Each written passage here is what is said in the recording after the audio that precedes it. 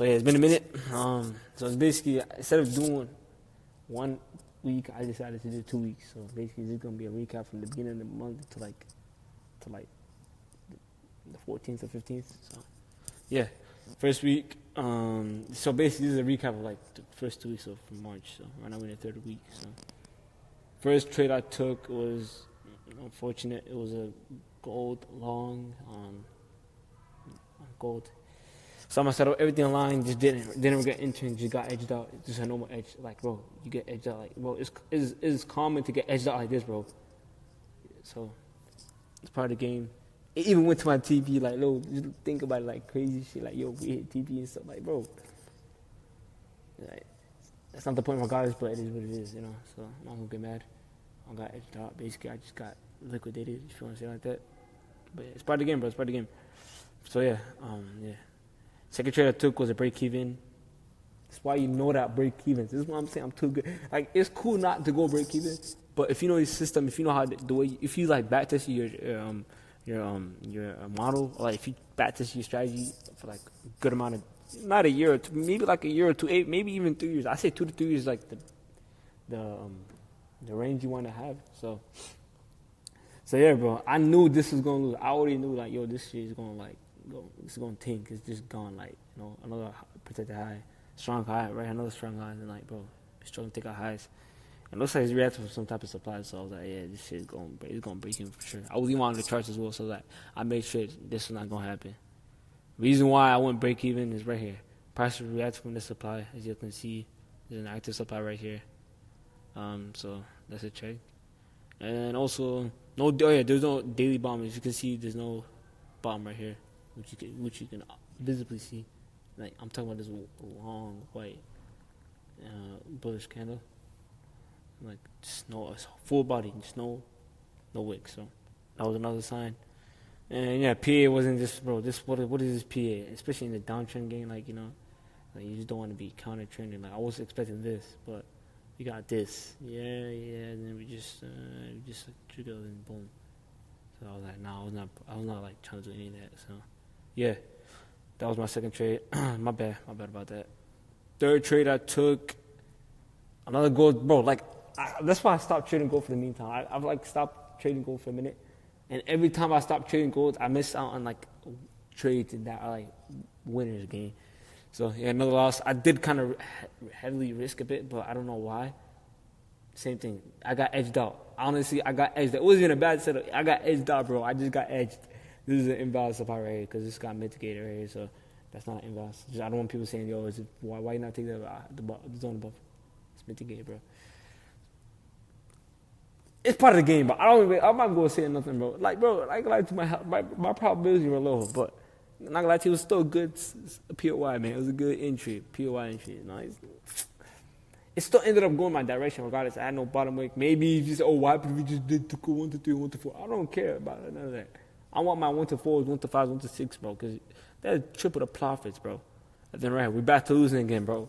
Losing streak. I lost 3 trades in a row. I forget about BE. BE still is a losing trade. I mean, it's nothing, but that's my first week. I didn't even get to the other side. Another loss trade. I'm not gonna talk about it. Another loss. B-ish setup. I'm not like B-ish. I'll probably give it like a 3.5 out of 5. It's not getting more than 80%. Honestly, I said if we broke this high, then yeah, it would have been a nice trade.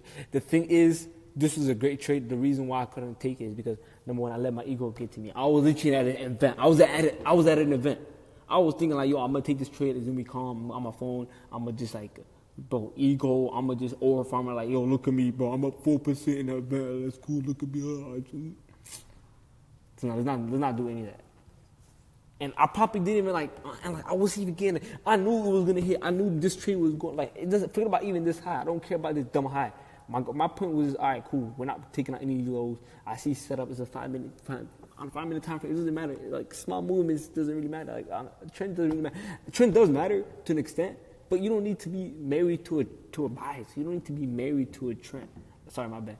You don't need. Don't marry. Alright, my bad with my English, bro.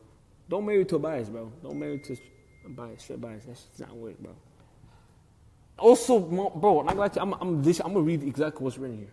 I was outside in my environment. I was at home. I was at home. Take this trade. Well, it was another L because not only that, I didn't even analyze the markets properly, and it was a poor execution, poor trade I've taken. So no more taking trades on my phone. No more analyzing. Always, if you have access to bigger screen, please do it. As it's always way better than a small device because basically you have a bigger view of the markets compared to a phone. The phone shouldn't be used.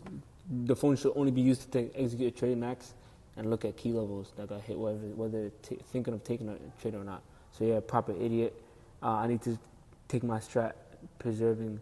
I need to start preserving my time, knowing when to trade, and also, for example, like taking your time seriously. Honestly, don't let anyone, like for example, this event. I was recently at an MSA, costing me 1-4. So this trade low-key costing me 1-4. Maybe I could have passed a funded account. I probably would have been multi-funded, like honestly. So like legit, man, I wasted my time doing nothing, like bro. Like I was just maxing. So I gotta take my time seriously. Not let anyone hold you into a certain standard or a certain way, unless if it's really important. And yeah, just no more DJing with time wasting. Just get to work, get locked in. Once you get your shit done, you done everything. Then go ahead, be DJing. Go ahead, just like be alone. Go ahead. I don't care. Just do what you gotta do. Second trade, last trade I took for that first week. It was a BE. I learned a lot from this trade. It was really humbling. Be honest, trading for me hasn't been the best from the first week. So yeah, mainly I could just say I didn't follow my rules properly. I should have low-key taken partials, and I was like, oh, I'm just like 1 to 8, 1 to 9, 1 to 10. Nah, bro, like take partials, bro. And since then, I started to realize, yo, you need to like take trading more seriously. Like I low-key was coming off 3 profitable months, like 3 months where I was like, okay, I'm that guy, you know what I'm saying? I just didn't give a shit. I was like, yeah, whatever. And then when reality hits, hits me, like hit so hard, I'm like, damn. Like, you know what I'm saying? So I was like, but at first I was like, yo, I'm just chill. And then since like the first 2 weeks were like low-key humbling. I low-key needed the humbling. The good thing is though, I'm not like panicked. I'm not like, oh shit, I'm in drawdown, oh shit. I let the drawdown come to me. I don't really care. Like, I still could get out of drawdown. I was legit in drawdown on my other account. I got out of drawdown. I'm going to get all my accounts out of drawdown. Trust me. I low-key don't want to be DJing time wasting on some evals that like low-key cost like 200, 100, 200. Honestly, bro, it doesn't matter. So, it doesn't really matter to me. I don't really care. I never really asked. It's part of the game, bro. You need to low-key. If I want to low-key pass accounts faster, then I should just like risk 1.2, 1.5%. But it's part of the game, bro. So this whole week, BE 2.4%. Look, this is 2.4%, 2.46%.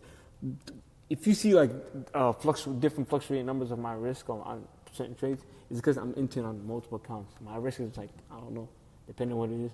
But that's exactly what my risk is, bro.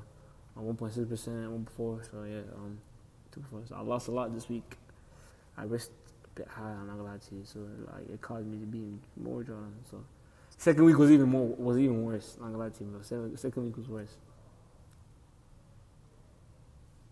Bro, come on, bro. 1.5%. Starting off the week with another loss.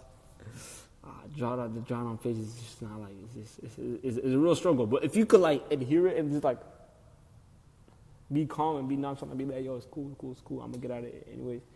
You're not gonna suffer. Like, it's gonna be cool. Wallah, trust me, bro. I'm telling you right now, drawdown is a place where you should like normalize. Like normalize being in drawdown. Wallah. If you're not normalizing being in drawdown, you only want to win. Trading is not for you, bro. Trust me, it's not gonna be for you, bro. Because then you're gonna react differently when you're in losing stages. And when you're in losing stages, you're gonna crash out and you're gonna do stupid shit and you're gonna like live on survival mode. No, don't do that. Decrease risk, but risk the same amount. What I mean by decrease, for example, I risk 1% per trade, right? I have multiple accounts, right? So what I'm gonna do is instead of taking trades on 3 accounts or 2 accounts at once, I'll just probably risk 1% on one account, and maybe if it's a really good setup, then I might risk 500, 700, 750, something like that. So now I could like get a bigger move, and like I don't need to like work one-on-one, like one by one. You know what I'm saying? It's good to like increase risk on certain accounts, and that's exactly why I do. I preach it. It gets to a point exactly. So like if you don't want to blow the account, just don't risk high. Like honestly, you shouldn't be getting accounts that you can't afford. But if you just Just do what you gotta do, bro. Simple as that. 1.5%. It is what it is. Another goal. Oh, actually, GJ. I'm not gonna speak too much, bro. I just wanted a continuation. Honestly, I was looking for a continuation. I was just looking for that. Instead, we just got edged out and then boom. It's part of the game. Not gonna explain why. I lost. I don't control the markets. It is what it is. This one, I brutally got edged. I brutally got edged. I knew exactly we was going for down chance, bro. I was like, it's making sense, and then I got brutally edged. And then I realized I'm gonna just stay away from gold for a minute. I'm just gonna be so cautious in gold. I had like most of my losses are from gold. Not gonna lie, I lost like 7-8% from gold. I like to just gold alone was just like my worst pair this month. So yeah, it is what it is. It's part of the game. I'm not gonna complain. It's a good setup, liquidity right there, nice breaker structure.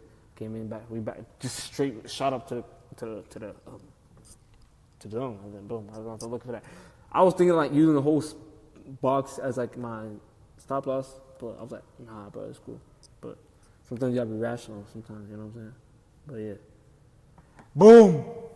Finally hit a first winning trade after like 11 days. She was the 10th, right? I finally hit TP on the 13th. Boom. Alhamdulillah. Finally hit TP.